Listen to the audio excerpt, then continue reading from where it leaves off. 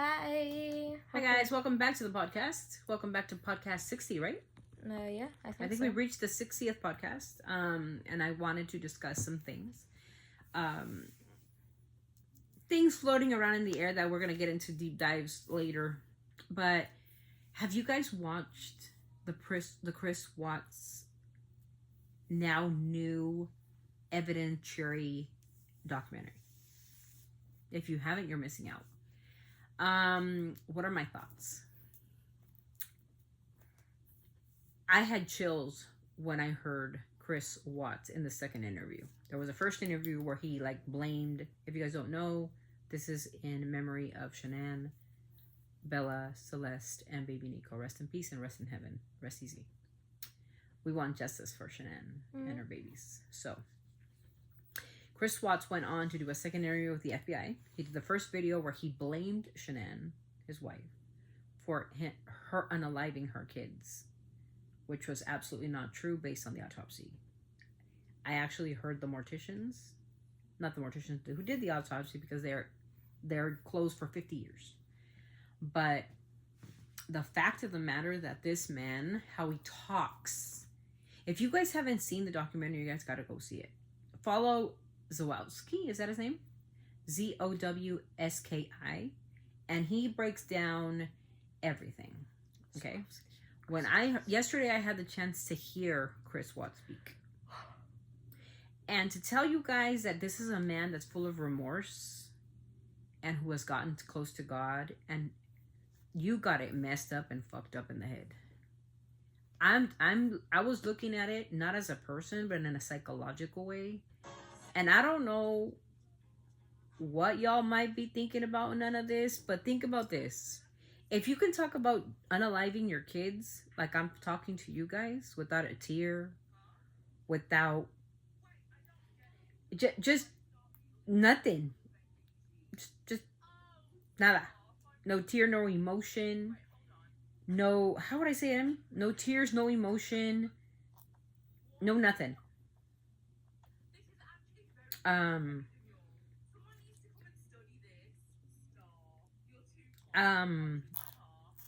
It was way too much for me, and I couldn't believe that the amount of everything that is going on with this family, and this is in memory of them. Shanann was 15 weeks pregnant, and it's in memory of them, and we want justice for them. And the way Chris talks about this family, how he killed his daughter, yesterday gave me chills. She was the last one to die. This is baby Bella. So, the way he said that he sat on his wife being pregnant, sat on her, straddled her. So she was laying down, and then he got on top of her, and then put his hands this way, I believe. Mm-hmm. So my interpretation of this is she fell asleep somehow, or he drugged her. And like I said, the autopsies don't give much information, but he didn't break her trachea. So he didn't break this. So he didn't have much force. Mm-hmm. So my thing is, the way I hear it is, I think maybe Shanann was on her stomach, and so when he straddled her, she can't move. That's why there was no defense wounds. Because if she was able to move, she would have scratched him or pulled his hair or grabbed his face, something, right? But I don't think she had the chance. Because if you're laying down, think about that. If you're laying upward this way, and Emmy's choking me, right? She laughed because my niece's name is Bella, and she's really funny, and she had, anyways, inside joke. We were literally talking about it earlier. Yeah, so we were actually talking about this earlier. I'm not laughing because of...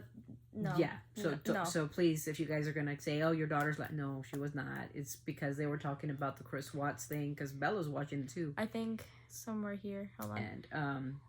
And she hopes that he's in jail for the rest of his life. And right there, bro, my name is there. Yeah, I'm cooked. That's what she said. That's why she was laughing.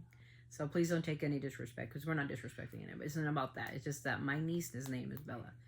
And because I guess it's right there. So you guys can see, so you guys don't come after my child, because then you guys are going to say, like, oh, she's laughing. No, she wasn't. Emmy takes this case very seriously, just as much as I do. Yeah, and I really like this case, actually. It's very sad, though. Yeah. Rest in peace, like I said, to Shanann, you know, to Bella, Celeste, and baby Nico. And we take this very serious, you guys. These are the most adorable little kids. I mean, come on. I mean, there it is. There's the babies. They're so cute. Or and they were so cute. So, the way I feel about the case, and the way just me studying his maneuvering, was that I believe, because they had relations when she got home at 2 o'clock that day. And by 5 o'clock in the morning, she was deceased. So they had relations. She's pregnant, she's tired, she's sick. She probably turned around to try to get some relief. And he straddled her. He got on top of her, a man. She's only 148 pounds, this woman. That's small. And pregnant. So he got on top of her where the baby was, and she's probably struggling. So if he did this with one hand to choke her, he must have grabbed his other hand to stop her from moving. Yeah. And smothered her to death. That's why she didn't have a chance to fight. And that's disgusting on its own, one. Second, the way he killed his daughter. Baby Cece was killed quite instantly. She's a baby. She's only 3. It took him 2 minutes to kill her. 2 minutes. Think about that. We've been on this video for 6 minutes. It took him 2 minutes to smother her. With Bella. And that's why my niece laughs, because she goes, man, Bella, I'm cooked. So she struggled because she's older. So Bella was 4. And the words that he said in the second interview was that she said, Daddy, is the same thing that's going to happen to me what you did to my sister? Could you imagine the trauma of that child? Knowing he just buried her mom in the middle of a field and then killed her sister, and she's seen him go up those oil tanks, because they were putting crude oil. Crude oil. You guys ever seen the duck commercials when they're in oil with the oil spills and they're being cleaned with Dawn? Okay, this is a child put in that same oil. And he said that he didn't really remember much, but that she did kind of move her head back and forth. Well, she bit her tongue because she was trying to survive. And this entire inside, you know how we have that little stuff right here inside our mouth? It's inside our mouth. It's in here. He tore it completely out. Wait, what? Yeah. What? This little, like, I think your hand here. Oh. Like a little skin that we have right there. That, like, piece? That feels like like a wedge almost? Yeah, almost. Yeah. He tore that. That came off. She bit her tongue because she was fighting. And then he said that her head was going back and forth. She was fighting for her life. Oh my. This is a 4-year-old. They asked him how he placed these little girls into an 8-inch. This is where he put them in. Look at my hands. Emmy's head. That can barely even fit my head. But these were 3 and 4-year little girls. Emmy's, of course, 14, but 8 inches. They asked him if he had trouble putting Celeste down there. Cece. He said no. Remember, it's oil. So he maneuvered her. Swamp. And, like, oil is very slippery. Yeah, it is. So and then they said, well, what about Bella? Bella was older. And he said, no, not really. I didn't have no trouble putting her down here either. No crying. No remorse. Nada. It was sick. And I had chills. Because this man is talking to the FBI, right? Second name. If he was snapping that day, I would be like, this guy's going to be crying. He's going to be bawling. He's going to be like, I feel so awful. Those were my babies. I don't know what happened to me. I don't know what's wrong with me. That woman wasn't worth the life of my family. Something like that for the 2-hour video. But no. None of that. It was about his mom and his family and how he blamed Shanann about not getting along with this family, this, that, and the next. It was nothing to do with the murders themselves, but more about himself. Yeah. And when it's one about yourself, you're a narcissist and you know it. He is a psychopath. Somebody said in the comments after watching it, says like he's not a psychopath or a narcissist. He's just a man that snapped. A man who snaps out of like is a man that he found his wife with another man. He snapped. He broke a lamp. He went for the kitchen to get a gun or a knife to kill this man, right? Mm-hmm. This was a man who meticulously had Shanann have relations with him, right? And then he waited for her to kind of like knock out and then land on top of her and strangle her to death. Like literally. Sorry, guys. Literally like strangled her to death. That's my sister calling me, by the way.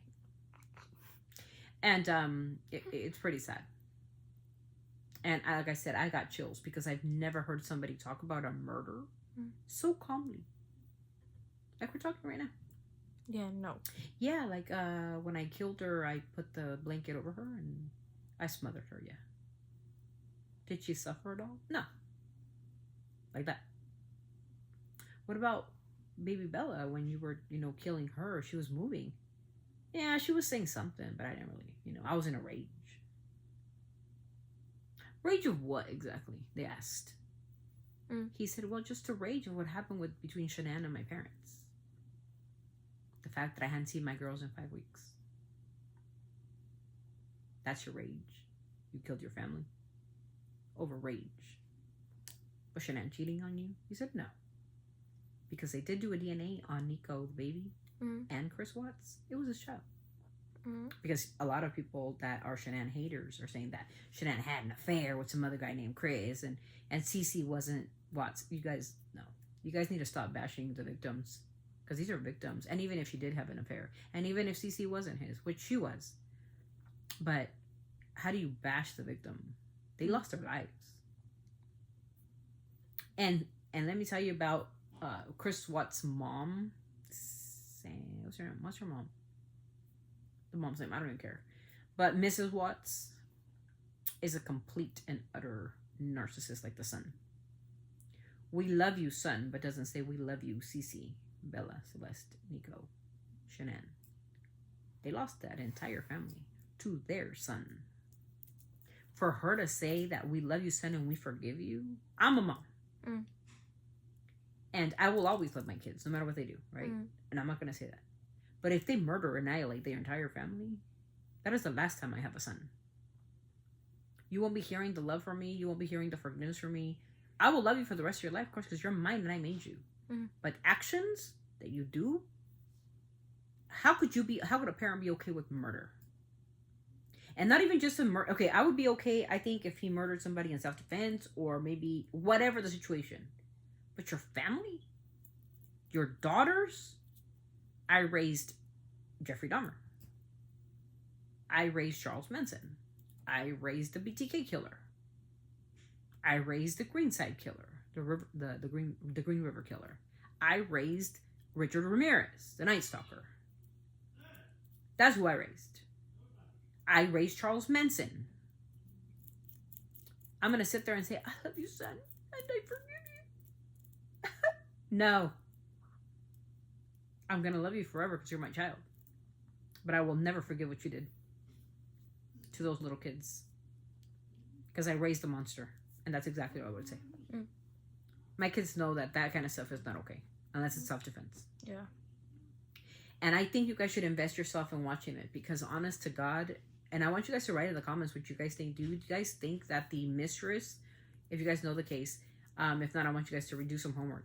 Do you guys feel that the mistress was involved? Because I really do feel she was. Why did she delete? Who, Nicole? Yeah, Nicole Kissinger. Was she involved? Why did she delete all the phone calls and messages? Why? ¿Por qué? If you're innocent, here you go.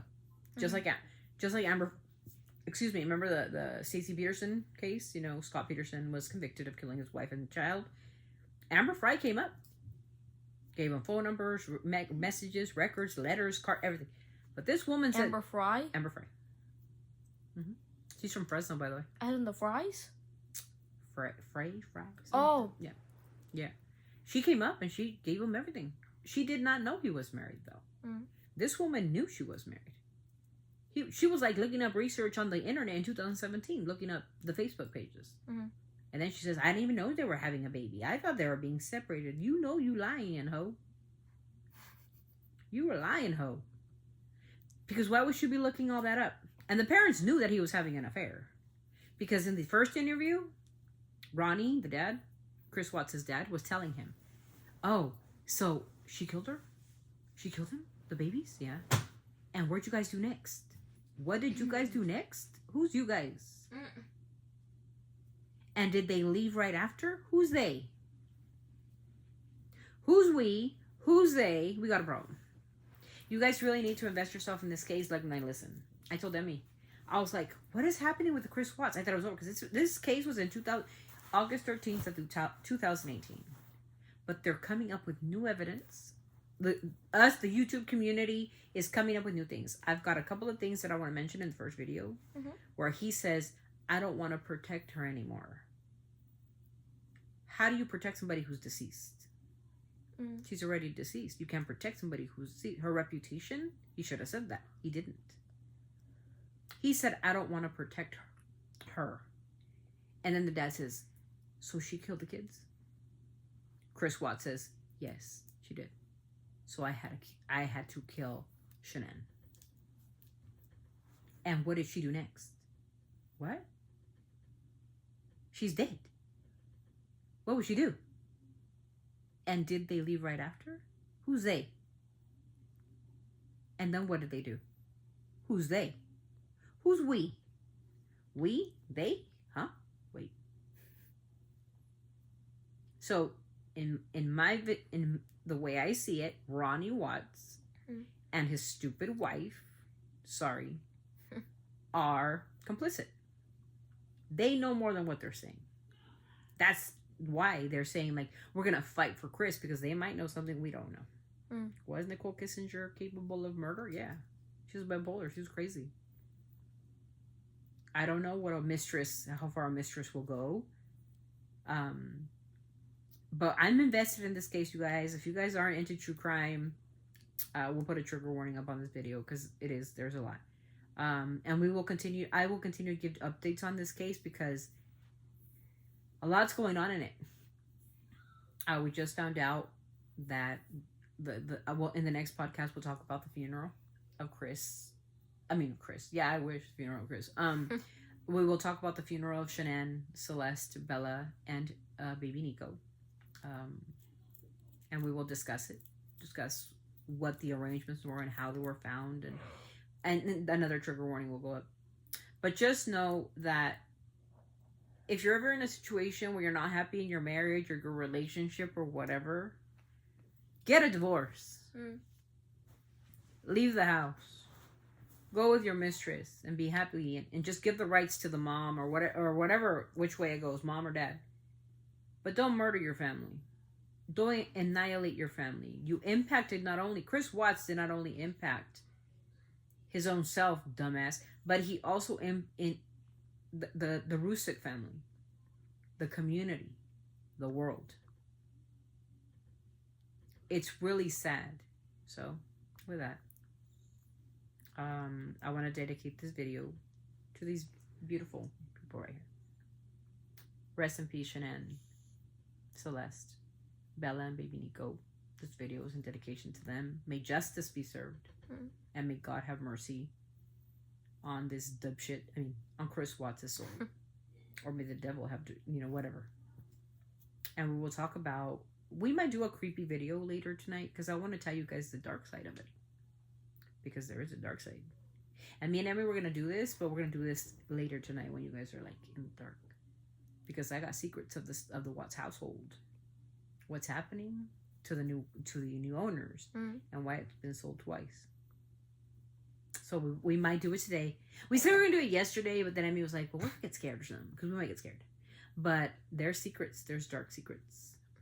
I'll tell you guys why that house is haunted. And who lives there still. And you guys are going to be in shock when I show you guys, like, pictures. Because Emmy's seen these things. of little girls still. Well, anyways, I won't ruin it for you guys. So thank you so much for being here. I hope you appreciate the content. Again, rest in peace, Shanann, Bella, Celeste, and baby Nico. May your souls be in heaven in our hands of our Holy Father. And Chris, I hope you're being eaten by rats slowly, and big gigantic cockroaches. Ew. Yeah, I hope that's what you eat at night for supper instead of just cheese like they're giving you, you dipshit. Anyways, I really dislike that man. There was no need to kill his family. He could have just left with that dipshit Nicole, and she wasn't that great anyway. She looks like a guy. Literally, she just has like plastic boobs. Wow, like nobody can buy those or something. Oh my god, so stupid. Anyway, I want to thank you guys, and again, this is in memory of those beautiful souls lost, and a lot of souls lost that at a senseless crimes. God bless you guys. Please tell me what you think in the comments. Is Chris Watts innocent, do you think? Is Nicole Watts guilty? Nicole Kissinger guilty? Do you think people were involved? Do you think the parents knew? Do you think Watts' parents knew? Tell me what you guys think in the comments. Let me know. Let's interact. Anyways, welcome to Podcast 60. I hope you guys enjoy it. This is true crime. True crime, because we're telling you we do a little bit of everything. True crime, and if you guys haven't seen the documentary, you guys got to go check it out. So don't forget to be kind, compassionate, empathetic, and most of all, respectful. Please keep it in the comments respectful. Love you, and we'll see you guys in the next video. Always sending our love from our family to yours. Rest in peace to those beautiful souls. Bye.